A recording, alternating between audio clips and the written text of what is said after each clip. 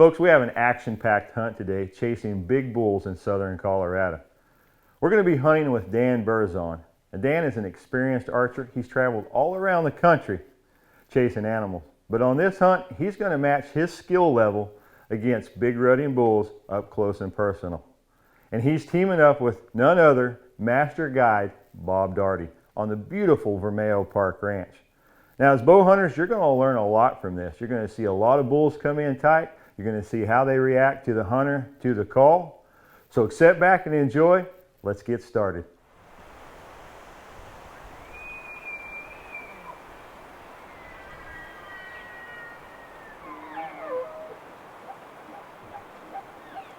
Well, right off the bat, first day in, Dan has an encounter with a huge 6x6.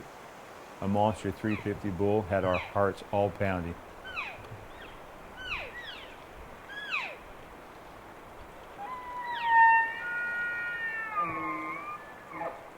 Well, Bob worked this bull for over 3 hours, pulled all of his tricks out. We never could get this bull in range.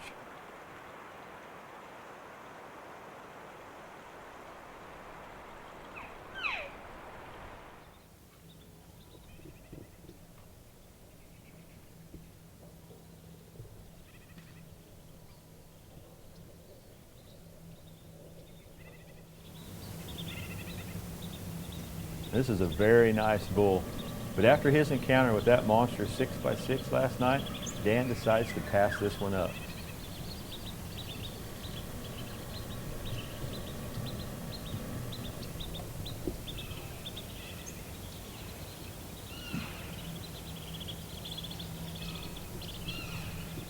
As bow hunters, we're going to learn a lot from Dan's encounters. Folks, at this point in time, when a bull's locked in at you, he's going to come right in your lap. He's not looking at you. He's looking through you. Don't move a muscle.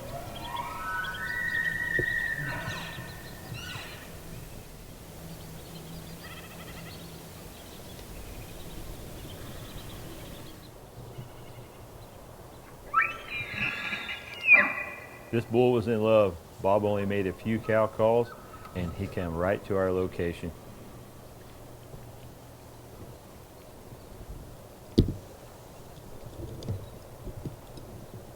Folks, this bull's going to get right in Dan's lap, talking less than 10 yards.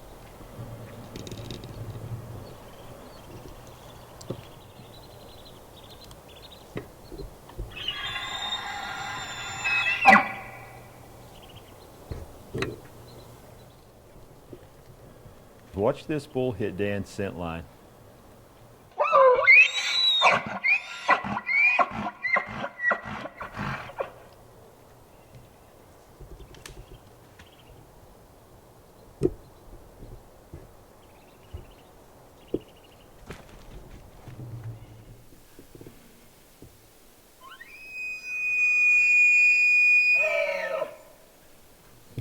This bull was close. We were actually walking down the canyon and he heard our footsteps and come running right to us. 15 yards, we had no place to hide. We just stopped and he picked us out.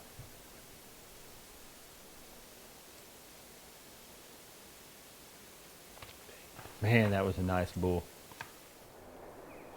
Dan's locked and loaded. He's full draw waiting. He's got a big bull coming right at him. All he can see is his tips. Folks, at this point in time, you got to be ready. The bull's going to come out less than 10 yards. Well, Dan decides this is not the one for him, but he's waiting now to see if there's any other bulls coming behind him.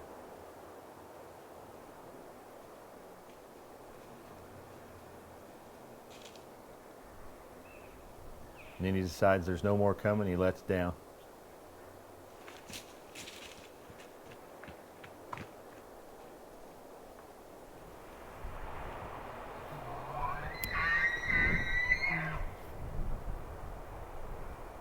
And Dan's getting ready to have one of those magical days in the elk woods. We're right in the middle of a bunch of hot cows and bulls are bugling everywhere.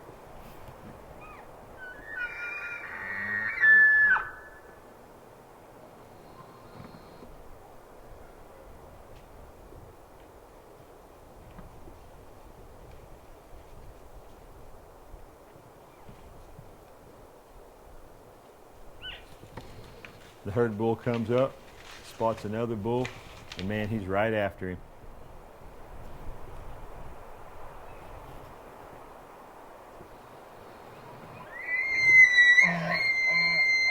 Dan couldn't have been in a better situation, but the bull was just a little out of range and was behind the brush.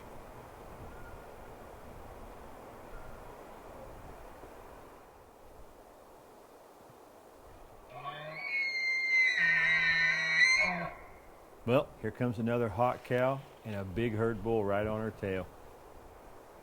Now this guy's big, heavy, got a nice frame, older bull. This could be the one.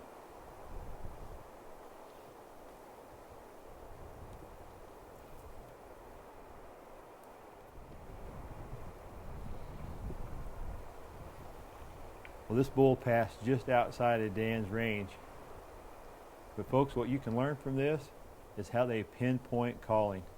This big old bull and this cow, they knew right where the calling was, and they walked right up to the caller within 20 yards.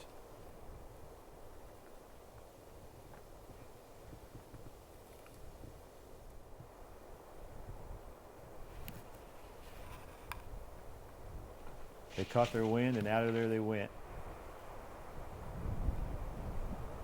But folks, on a hunt like this, you just got to stay patient, stay still, and don't make hasty decisions.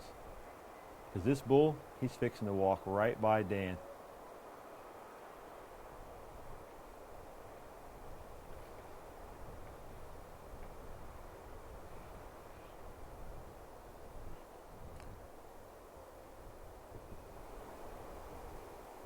Dan's at full draw. Here he comes.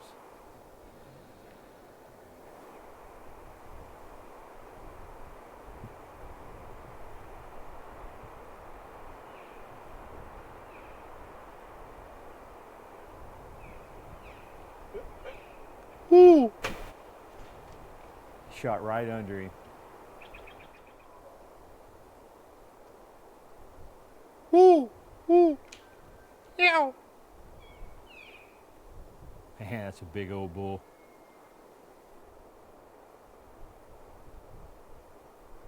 Well, folks, my heart sank for Dan as that big old bull ran off.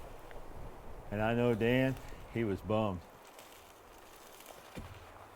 Well, him and Bob talked it over, and the bull was just a little farther than what Dan thought he was. He put the wrong pin on him and shot right under him. Dan had some amazing encounters on that hunt, and there was a lot to learn about big bulls for sure. Well, folks, Dan didn't go home with a bull, but all of the knowledge that he gained from that hunt was irreplaceable. So he got his thoughts together, he practiced, he came back the next year for round 2.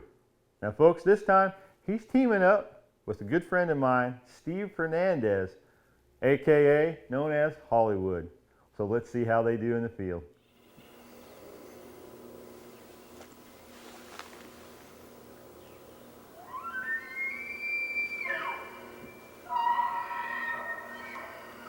Well, the boys are set up perfect. They're right in the middle of a bunch of screaming bulls, and Dan is range finding, checking his yardage. Two of them coming, one's running, coming in right at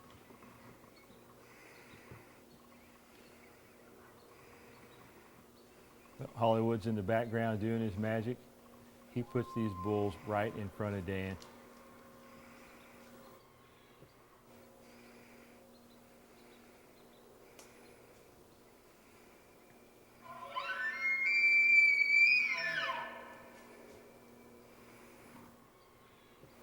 And this bull stopped perfect for Dan broadside, but there are so many bulls in the background bugling, and he can see them coming at him. He opts to wait for the next bull.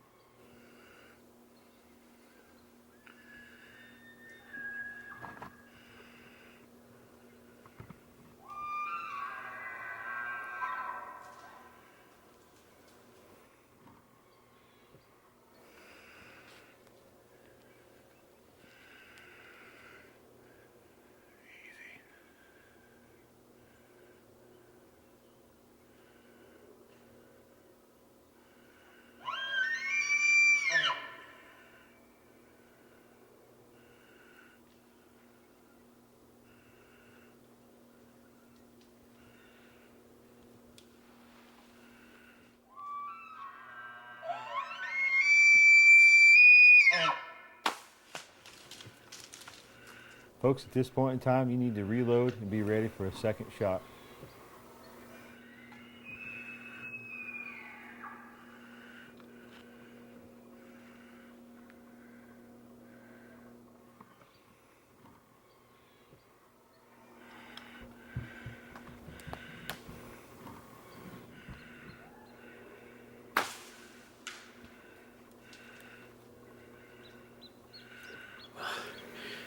Small bull came in this morning, and I passed on him when I saw the big bull coming. Made a pretty good shot. I think I got him good. He walked up, went and bedded down. Tried to see if I could get a second arrow in him, but he went up over the hill, and we're gonna let him lay. We think we heard him move a bit. Give him an hour or so, and hopefully we're gonna find him. He's a big old bull, and I hope I got him. He's right here!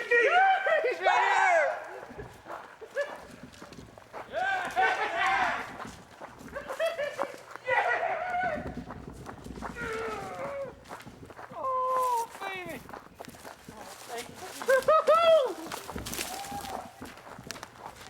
You need to go 50 yards, man. Look at that big old fish! Oh! Oh, look at that big old thing! Woo-hoo!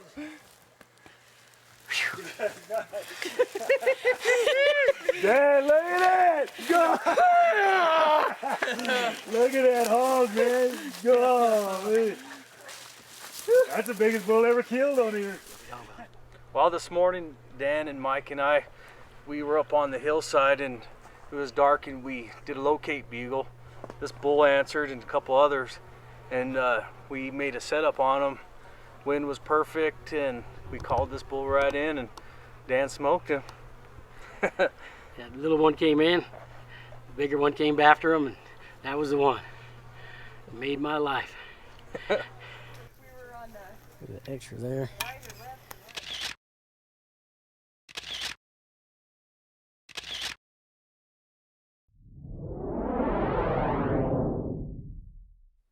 That is one monster bull on the ground. 413 inches of bone in Dan's hand. Folks, I'm not sure any one man could have ever asked for or had a better hunt than what Dan did. And I know myself and all the folks involved are just happy to be part of his hunt. Let's talk about the tips and strategies behind what made Dan successful. Tip number one, it's persistence. Dan was a very persistent hunter. He never gave up. There are a lot of people in that situation that if they would have missed a big bull like Dan did, they would have not come back. But not Dan. He went home, he practiced, he learned from his mistakes, and he came back for more. Folks, I'm going to give you a great piece of advice that a good friend of mine, big game hunter Don Travis, gave to me when I started my hunting career several years ago. Don said this, "Callie, you need to be able mentally to handle a miss. If you don't, it's going to get in your head and you're going to miss again." He said this, "Think about it the day that it happens, figure out what went wrong and why it happened. Give it 24 hours, but when you wake up the next day and you start hunting again, you have to put it out of your mind, because if you don't, it's going to eat at you and you're going to do it again." Tip number two, field judging bulls. On this hunt, Dan had so many close encounters with bulls, he was able to learn how to field judge and know what a big bull is. So let's talk about what I look for whenever I field judge a bull.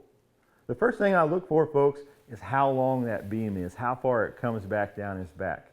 And I look for how wide his rack is. Is it big and wide, and does it tower over his body?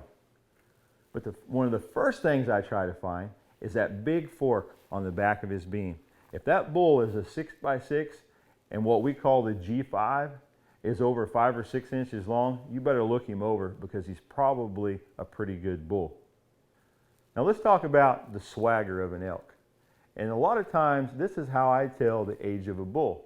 If a bull comes in and he has his head up high and he's moving it around real fast and he's all happy, okay, there's a good chance that bull is young and you better not shoot him. But if a bull comes in and he's got his head down and he's moving real slow and he has what we call the swagger, that bull's probably old and you better look him over. And tip number 3, as hunters in the field, we need the Lord and a little luck on our side. Sometimes we can make all the right choices, or we can make all the wrong choices. But with the Lord and a little luck, our dreams can come true. And boy, did they for Dan Burzon with 413 inches of Boone & Crockett elk on the ground. Folks, make sure you subscribe to the Bringin It Home YouTube channel so you don't miss any of our upcoming hunts. And thanks for being with me today, right here on the 15-Yard Files.